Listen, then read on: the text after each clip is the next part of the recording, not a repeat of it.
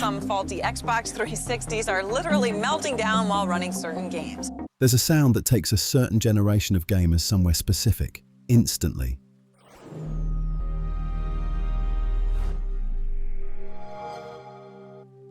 It's the mechanical whoosh of an Xbox 360 dashboard booting up. The rich and exciting game narratives.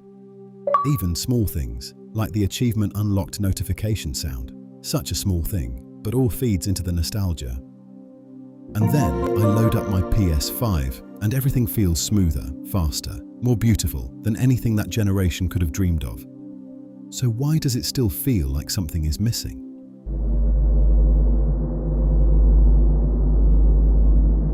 A good place to start is by being honest about what the Xbox 360 era actually was, because nostalgia has a way of smoothing over the rough edges. CNBC's Jane Wells live in Los Angeles. For example, the Red Ring of Death wasn't just a catchy phrase. This was a real thing which happened to millions of Xbox users across the world. Storm. Again! People spent a lot of money on a console, and we're getting 2 and 3 of them. Some faulty Xbox 360s are literally melting down while running certain games. And was bad enough to even hit national news outlets. The paid Xbox Live subscription was equally as frustrating. Not to mention, early disc scratching issues were genuinely awful. But here's what was also real. That era was the last time campaigns truly made or broke games. Before always online became standard, before battle passes became the default monetization model. When studios were telling stories because they wanted to, not because a spreadsheet told them to. Halo 3 wasn't just a game, it was a cultural event.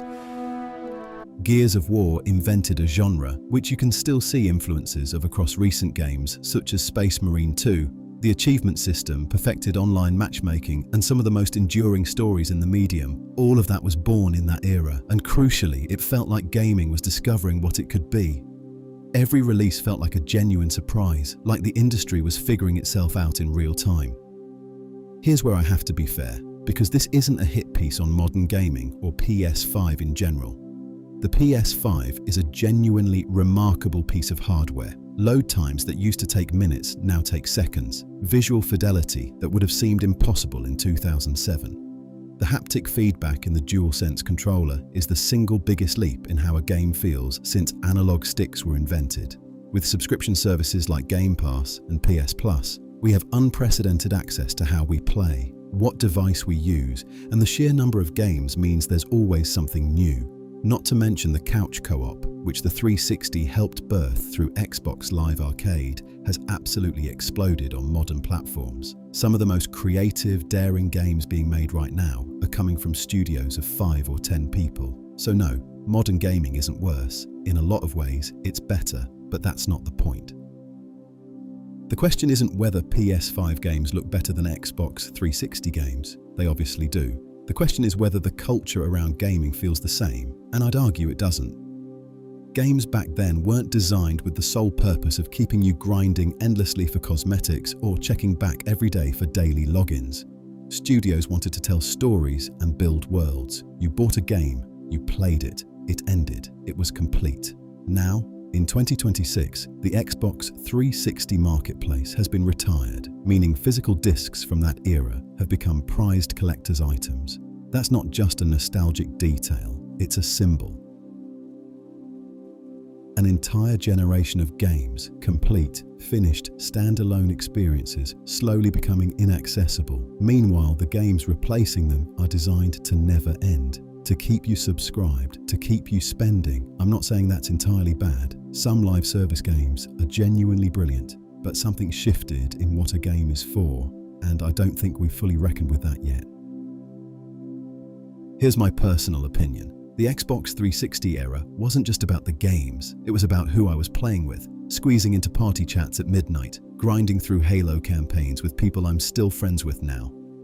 That specific feeling of a new game arriving, physically, in a case, with a manual and not knowing what you were about to experience. My PS5 memories are different. They're quieter, more solitary, more impressive technically, but somehow less felt. And I think that's the honest answer. It's not really Xbox 360 versus PS5 at all. It's the gaming of growing up versus the gaming of grown-up life. More responsibility, less time, different stakes, but it doesn't mean that how we have things today is bad or worse. It just means something changed, and it's okay to miss what it was while still showing up for what it is. And finally, let's address the elephant in the room, the staggering financial commits which now come with gaming, because I think this is the part of the conversation nobody wants to have, honestly.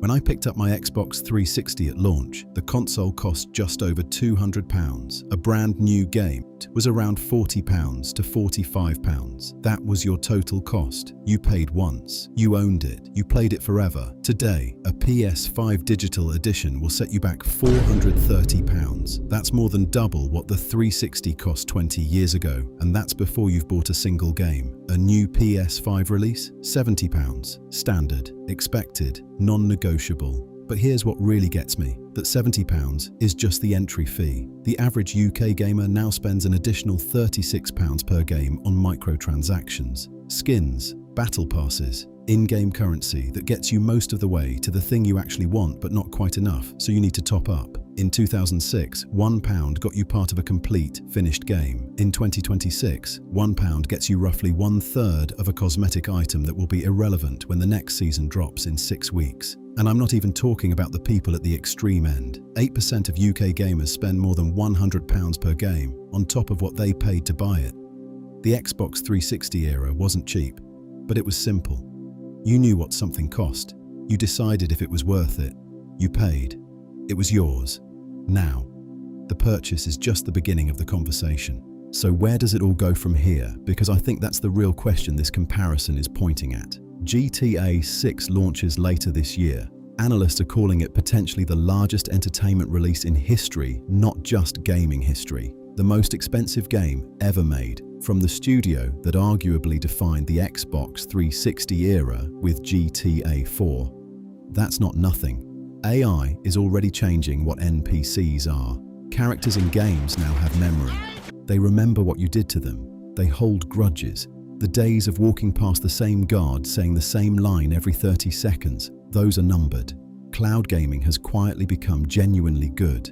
In 2026, with latency under 10 milliseconds on decent internet, you can play high-end games on a phone, a TV, a laptop that couldn't run a spreadsheet. The concept of a console as a physical box you need to own is starting to feel like an obligation rather than a feature. And then there's AI in game development itself. 1 in 3 developers are now using it, which means games could get made faster by smaller teams with lower costs, which in theory means lower prices and more creative risk-taking. In theory, because here's what I keep coming back to. The Xbox 360 era was brilliant, not because of the technology. It was brilliant because of the intent behind it. Studios were racing to make the best game, the best story, the best moment, not the most profitable engagement loop.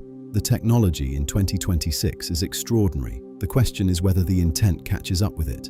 And honestly, I'm cautiously optimistic.